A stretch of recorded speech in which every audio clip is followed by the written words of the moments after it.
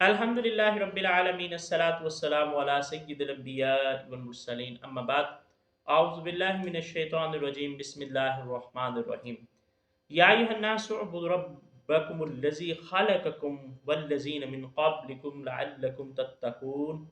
اے لوگو عبادت کرو اپنے رب کی جس نے تمہیں تخلیق کیا اور ان لوگوں کو بھی جو تم سے پہلے ہوئے تاکہ تم متقی ہو جاؤ۔ سورہ البقرہ آیت نمبر 21۔ رب کائنات نے یہاں یا ایھا الناس کا لفظ استعمال کیا، اے لوگوں، تمام بنی نوع انسان سے خطاب ہوا۔ تو اس میں اس بات کی طرف اشارہ ہے کہ جو رسول اللہ صلی اللہ علیہ وآلہ وسلم کی شریعت ہے، جو آقا علیہ الصلوۃ والسلام کی نبوت ہے، جو یہ قرآن ہے، یہ سارے لوگوں کے لیے ہے۔ یہ کسی ایک گروہ کے لیے، کسی ایک فرقے کے لیے، کسی ایک علاقے کے لوگوں کے لیے نہیں ہے۔ اس میں اسلام کی جو عالمگیریت ہے، تمام عالم کے لیے جو اسلام کا ہونا ہے، اس بات کی طرف جو ہے وہ اشارہ ملتا ہے کہ آقا علیہ الصلوۃ والسلام کو یہ حکم نہیں ہوا کہ آپ کہیں اے قریشیو یا اے بنو ہاشم کے لوگو یا اے عربیو، بلکہ فرمایا یا ایھا الناس، اے لوگو، یعنی اسلام، قرآن، آقا علیہ الصلوۃ والسلام کی نبوت عام ہے، تمام بنی نوع انسان کو خطاب کرتی ہے۔ پھر فرمایا عبادت کرو اپنے رب کی۔ اللہ تعالیٰ نے یہاں پر اپنی جو صفت لایا وہ صفت ربوبیت ہے، رب پالنے والا۔ اس میں ایک اشارہ ہے، رب کائنات نے فرمایا کہ اس کی عبادت کیوں کی جائے، کیونکہ وہ رب ہے، وہ پالنے والا ہے۔ یعنی اللہ رب العزت کی صفت آئی ربوبیت، اور وہ صفت تقاضا کرتی ہے عبادت کا۔ یعنی جب وہ رب ہے، جب وہ پالنے والا ہے، اس نے نبود سے بود کیا، کچھ نہ تھا تو اس نے تخلیق کیا، پھر ساری زندگی کے معاملات، ایک پانی کے قطرے سے لے کر صحیح و سالم انسان بننا، اور پھر وہ ساری زندگی کے مراحل، ہر وقت اللہ رب العزت کی شان ربوبیت انسان کے شامل حال رہتی ہے۔ یہ سارا کچھ ہے تو پھر وہ صرف انسان سے اس بات کا تقاضا کرتے کہ عبادت جو ہے وہ بھی اسی ذات کی جائے، اس کے علاوہ کسی اور کی عبادت نہ کی جائے۔ یہاں رب کائنات نے ایک لفظ استعمال کیا، رب بکم، تمہارا رب۔ ربکم میں ایک بڑا لطیف سا نقطہ پیار اور محبت کا عنصر ہے کہ وہ رب جو ہے وہ کہتا ہے میں تمہارا رب ہوں۔ یعنی اللہ رب العزت اپنی نسبت ہمارے ساتھ کرنا چاہتا ہے کہ تمہارا رب، تمہیں پالنے والا، ایک رشتہ خالق کائنات انسانوں کے ساتھ قائم کرتا ہے۔ اگر انسان اس رشتے کو محسوس کرے تو یہ بہت عظیم تعلق ہے۔ انسان کو بھی چاہیے کہ اپنے رب کی طرف وہ تعلقات کو، رشتے کو مضبوط کرے۔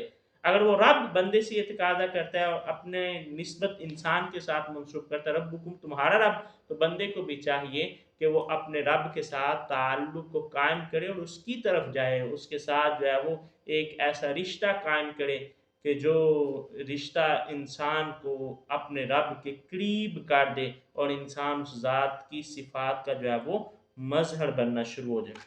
پھر فرمایا اس کی عبادت کرو۔ عبادت جو ہے وہ اللہ رب العزت کے ساتھ خاص ہے، کسی اور کی عبادت نہیں ہو سکتی۔ یہاں میں ایک جو نقطہ بیان کرنا چاہتا ہوں، ہمارے ہاں جو ہے وہ لوگ نظر و نیاز اور اس طرح کی چیزوں کے قائل ہیں، اور کہتے ہیں کہ جی فلاں جو ہے بزرگ کے نام کے نوافل، یا فلاں بزرگ کے دربار پر ہم لنگر، تو فلاں داتا صاحب دے گئے، اس طرح کے الفاظ استعمال کرتے ہیں۔ تو اس میں یہ بات یاد رکھنی چاہیے کہ یہ ساری چیزیں چونکہ عبادت کے زمرے میں آتی ہیں، اس لیے عبادت اللہ کی ہو سکتی ہے، اللہ کے علاوہ کسی اور کی عبادت نہیں ہو سکتی۔ ہاں یہ ضرور ہے، مثال کے طور پر کچھ لوگ جو ہیں وہ مغرب کی نماز کے بعد نفل پڑھتے ہیں اور کہتے ہیں یہ بی بی فاطمہ کے نام کے نفل ہیں۔ تو نفل جو ہے وہ اللہ کے نام کے ہیں، اس کا ایصال ثواب سیدہ فاطمہ رضی اللہ تعالی عنہا کو ایصال کریں گے۔ لنگر جو تقسیم کرنا ہے وہ اللہ کے نام کا کرنا ہے، لیکن اس کا ثواب جو ہے وہ آپ کسی بھی بزرگ کے نام کے ساتھ منسوب کر سکتے ہیں، اللہ کی بارگاہ میں دعا کر سکتے ہیں، یا اللہ یہ جو میں نے کھانا تقسیم کیا، یہ فلاں جو بزرگ ہیں ان کو اس کا ثواب جو ہے وہ پہنچا۔ تو ایصال ثواب جو ہے وہ چونکہ شریعت سے ثابت ہے، عبادت جو ہے وہ اللہ رب العزت کے ساتھ خاص ہے، خالق کائنات کے علاوہ کسی اور کی عبادت نہیں جائز اور نہ ہو سکتی ہے۔ پھر فرمایا کون رب؟ وہ رب جس نے تمہیں پیدا کیا اور وہ جو تم سے پہلے ہوئے ان کو پیدا کیا۔ مفسرین اکرام فرماتے ہیں یہاں ایک نقطہ جو ہے وہ آقا علیہ الصلوۃ والسلام کی ختم نبوت کی طرف اشارہ کرتا ہے کہ اللہ رب العزت نے فرمایا وہ رب جو تمہارا بھی خالق ہے، تم سے پہلوں کا بھی خالق ہے۔ رب کائنات نے یہ نہیں کہا کہ جو تمہارا خالق ہے تم سے پہلوں کا خالق ہے اور تم سے جو بعد میں ہوگے ان کا بھی خالق ہے.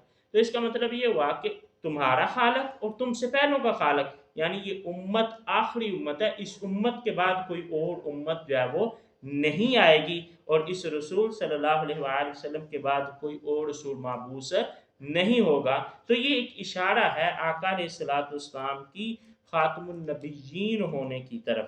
اور آقا علیہ السلام اب یہاں آخری جو بات رب کائنات نے بیان فرمایا لعلکم تتقون، یہ سارا کچھ کیوں، عبادت اس کی کیوں کرو تاکہ تم متقی ہو جاؤ. پورے قرآن کا مطالعہ کر کے دیکھ لیں، ہمیں ہر جگہ جو نیکی کا مقصد ہے وہ حصول تقوی نظر آتا ہے کہ عبادات کرو مقصد تقوی ہو جائے، ایمانیات کی طرف آؤ مقصد تقوی مل جائے. تو یہاں بھی رب کائنات نے فرمایا تم اس کی عبادت کرو، وجہ کیا، لعلکم تتقون، تاکہ تم متقی ہو جاؤ، تم اللہ رب العزت کی بارگاہ میں کھڑے ہونے سے ڈر جاؤ.